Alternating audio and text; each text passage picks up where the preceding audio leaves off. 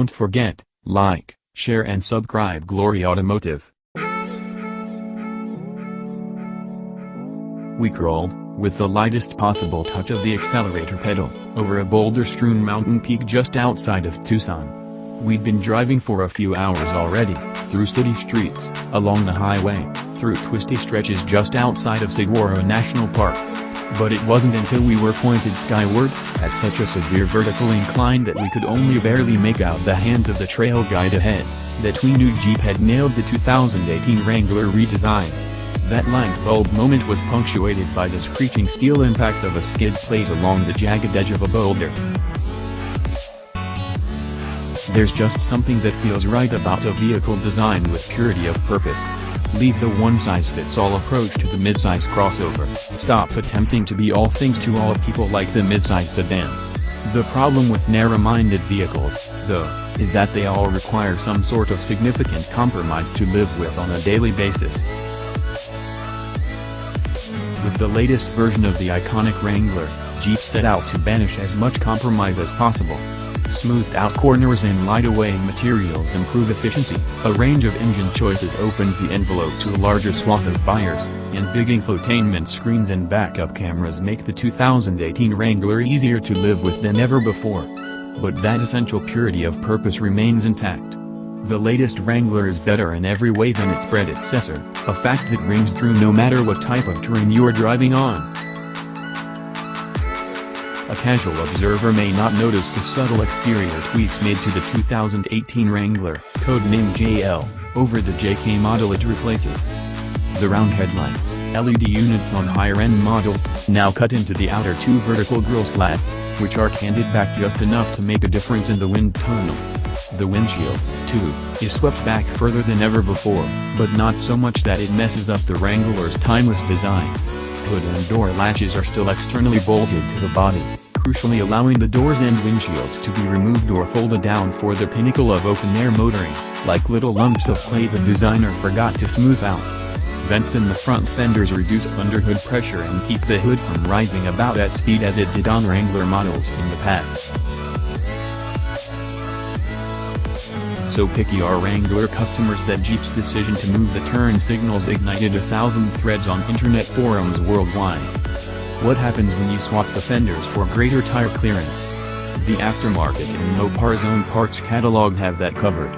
Additional lights, bigger wheels, winches, lift kits, all will be available by the time the first 2018 Wrangler JL rolls off the showroom floor. Jeep knows the Wrangler is a kind of blank slate to its owners, so a bank of auxiliary switches come straight from the factory to make it easier to install accessories. The interior of the 2018 edition is nicer than any Wrangler that has come before. The automotive world has gone digital, and the Wrangler has changed with the times. The gauge cluster has either a small 3.5-inch LCD unit or an optional 7-inch full-color display that can show the current angle at which the vehicle sits, handy when pointed up or down a mountain. An infotainment screen as large as 8.4 inches dominates the center stack, smaller 5 and 7-inch screens come standard. Chrysler's Uconnect system is easy to use, with quick touchscreen interface and duplicate buttons and switches for climate and audio systems. Android Auto and Apple CarPlay are available, as is 4G LTE Wi-Fi hotspot connectivity. And don't worry, grab handles galore have been integrated inside so that there's something solid to hold on to, even when the doors have been removed. Doors, windshield, and tops. Those doors are now made from aluminum, making them lighter than before, 47 pounds for the front doors and 34 for the rear, and a molded-in grab handle means they can be handled without fear of dropping them. Jeep actually considered whether it was time to jettison the folding windshield, but ultimately decided if they made it easier to accomplish, more people would do it. And so it takes only 4 bolts, using a tool provided with every Wrangler, and about 5 minutes to completely lay the front glass flat, providing a commanding view of the elements. Wrangler buyers will have several tops to choose from, starting with a standard soft convertible option that eschews old-fashioned zippers for a much simpler tongue-and-groove setup. We can confirm, having owned the 1990 Wrangler with its standard soft top, this standard soft top is much easier to remove and reattach than previous designs. A hardtop remains available that can be removed in multiple pieces to open the Wrangler up over the driver, front passenger, rear seat passengers, or in its entirety. New for 2018 is an all-new Skyward touchtop that is meant to stay firmly attached to the Wrangler at all times. A full-length sliding canvas opening uncovers the entire interior, and the two rear window sections can be removed separately. We have a feeling this is going to be a popular option on the new Wrangler. All of it is well and good, but none of it matters a heap if the new Wrangler is a slouch off-road. Fortunately, a fully boxed ladder frame, a 5-ring coil suspension setup with Dana solid axles front and rear, standard skid plates, and, on Rubicon models, steel rock rails are all in place from the factory. An approach angle of 44 degrees, breakover angle of 27.8 degrees, departure angle of 37 degrees, and ground clearance of 10.9 inches mean this generation of the Wrangler is a veritable mountain goat.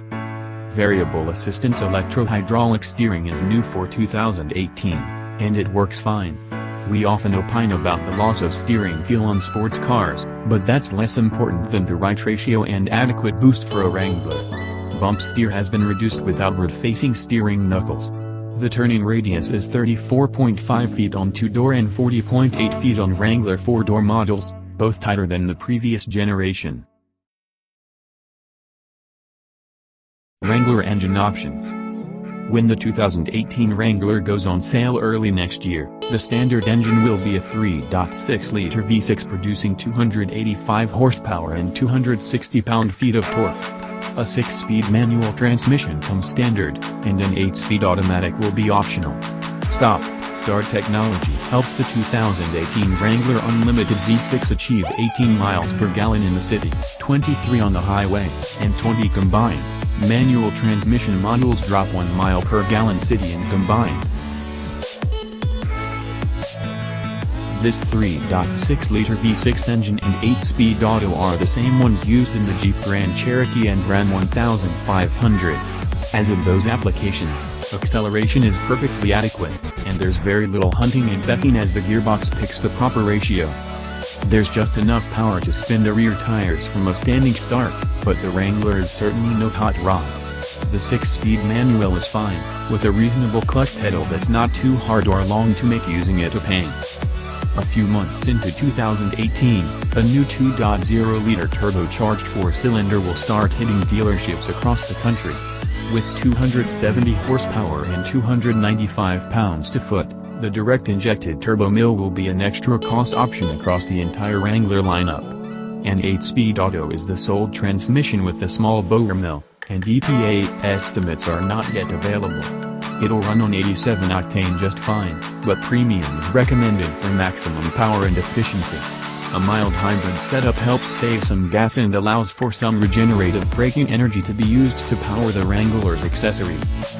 We found the 2.0 to feel slightly quicker in full throttle acceleration than the V6, particularly once the engine nears its 3,000 revolutions per minute torque peak.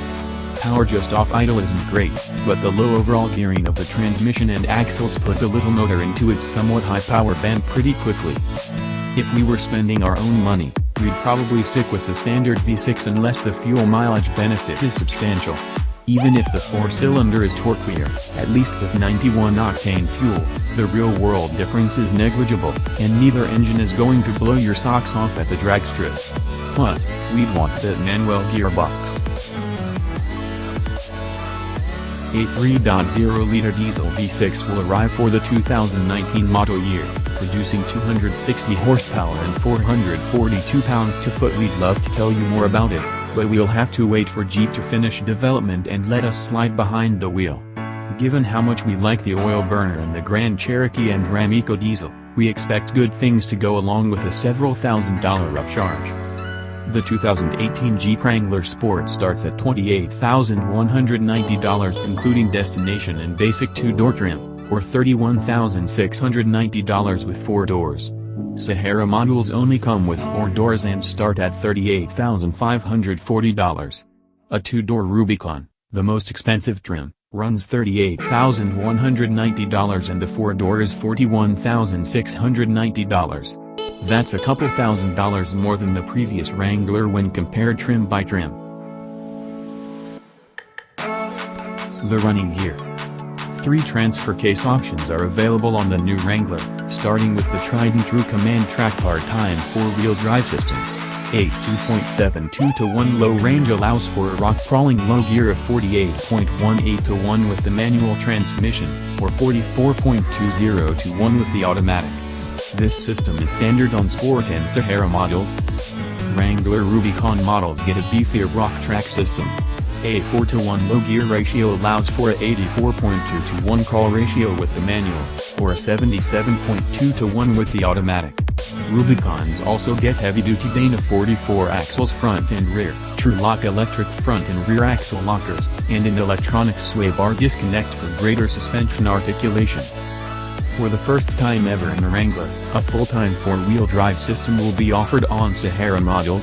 There's still a 4.0:1 low gear for rock crawling, and the ability to lock in 4-wheel drive ought to make the Sahara an attractive option for owners in the snow belt.